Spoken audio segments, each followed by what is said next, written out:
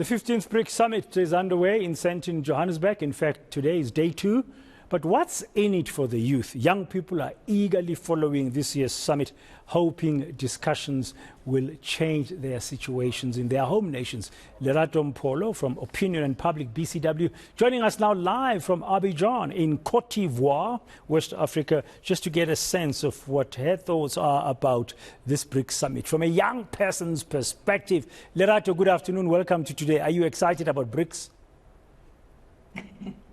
Dan, it's been awesome. It's great following what's happening.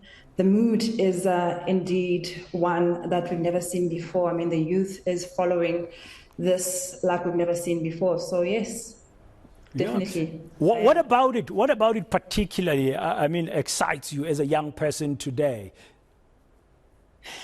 Well, I mean, there's hope, what we're seeing is that the summit has created some kind of hope for young people as they've been asking for a more balanced global order and one that is less Western dominated, We've also seen with the likes of Africa Youth Survey before, which shows that there's an immense optimism in the region around how, youth perception are shifting around foreign partners. Another thing that what we're seeing is that in terms of SA being more of a diplomatic powerhouse and being a representative within BRICS for the continent, all right, and sort of leading those conversations. And another thing from a youth perspective is that in terms of the BRICS Bank, the youth of today, we are more conscious around what's happening and how our governments are spending and where are they getting their funding. And we are seeing, there's that feel that with the BRICS Bank, there will be, how they will conduct funding will be in a more tailored manner for the different countries. And it'll be more curated for, the lived experiences of the countries involved. Yeah.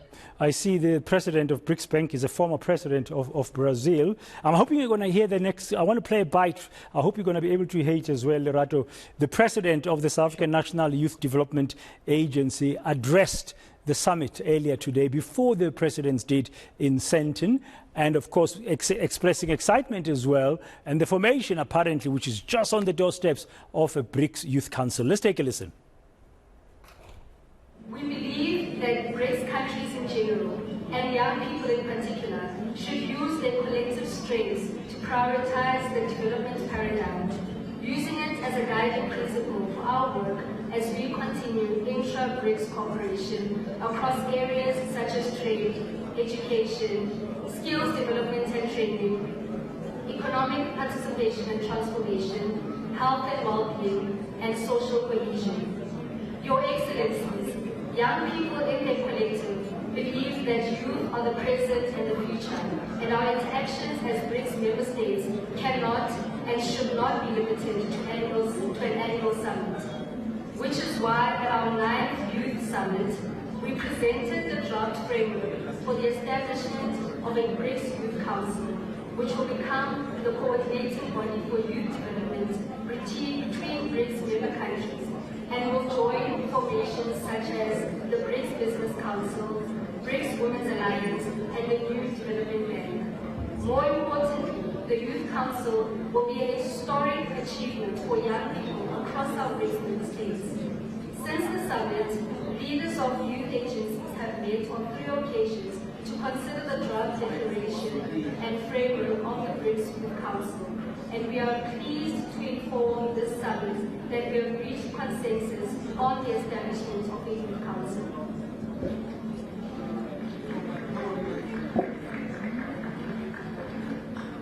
This will allow us to ensure deeper and stronger collaboration amongst young people. We thus implore that this summit endorse our proposal for the establishment of the BRICS Youth Council in its final declaration, in ensuring that new pathways for positive change and innovation can be realized, and in doing so will further ensure that no young person amongst the BRICS member states is left behind. I thank you.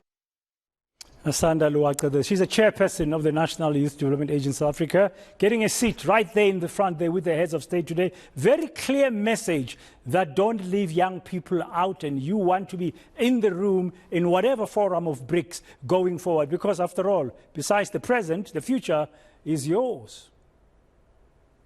Indeed, indeed. I mean, the young people essentially are the ones who will be taking over the baton. It's important that they're involved in planning and long-term strategies, because, once the current leadership is gone, all of these things will be left with us, and, to carry forward whatever plans that are involved. And she's right. As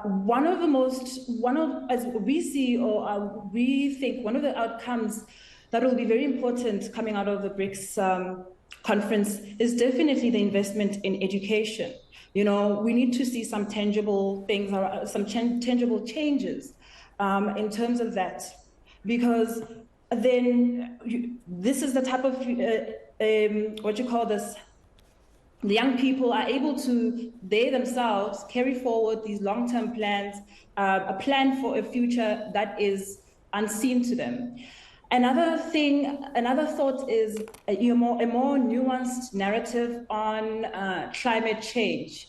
The Africa Youth Survey, for instance, showed that there's an increase over the impact of climate change, or concern by youth over climate change. This is very important and in line with what she mentioned around, energy and inclusiveness. And I'm also thinking what she also mentioned was around a similar topic around industrialization. Being involved in the economy means that our countries are industrialized, and are industrialized in a manner that is suitable within our continent. It's custom, and it also will unleash economic growth and jobs. And we know that is something that young people it's something on top of mind for young people. Yeah. Unemployment and jobs, education, health and security. Those are things that we think, as young people, that BRICS will hopefully bring to the fore and bring solutions. Yeah, Lerato, before we conclude, I want to get your thoughts. Yeah, I think you've touched on a number of aspects that even Asanda referred to as a young person. After all, any major decisions made today around trade, investments, energy, infrastructure has to bear in mind climate change, because it's really the future. Because you're going to be, as young people of today, when you're older, you're going to be living with the consequences. Unless the right decisions and actions are taken today and implemented, the future is going to be in trouble. What are your thoughts, Lerato, around, let me not bite my tongue here, the de-dollarization? I got it right. De-dollarization. There's a lot of talk about we need to uncouple our economies, so that we shouldn't be trading amongst ourselves as BRICS, just using the dollar. Already Brazil and China are trading in their own currencies. As a young person, do you think that's a good move? Well, look, I subscribe to the school of thought, or what President Ramaphosa has been saying around non-alignment. These are my thoughts, of course. I do think de-dollarization, that would essentially, I'm not sure if it's realistic, but I do believe that the BRICS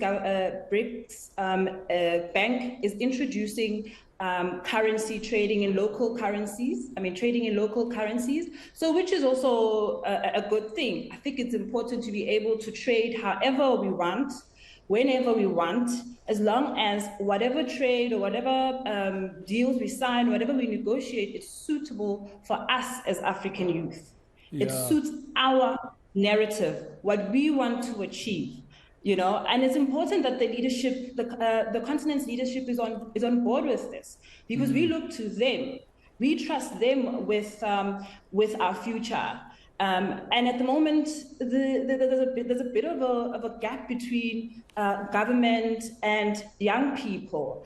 And this is why, for instance, here in Abidjan, we're planning the International Conference on Government and Communication, because that essentially what we're saying, it's important to build that trust between the youth, government and youth, which is at the moment a bit shaky right across the continent. In fact, we could even argue globally. So we want to see government communicate more effectively and efficiently with its people, particularly young people, and especially because we are what you call this, a majority demographic. Yes, you are the majority demographic, you are the present, therefore you're also the future. Merci beaucoup, Lerato. Take care there in Abidjan, and thank you for talking to us this afternoon. Thank you very much. That's Lerato Mpholo from Opinion and Public BCW, just sharing her views as a young African about BRICS and what it should mean and how governments should really carry themselves into the future to make sure that no young person is left behind to build a better and more secure future. You're watching Today on eNCA. More news.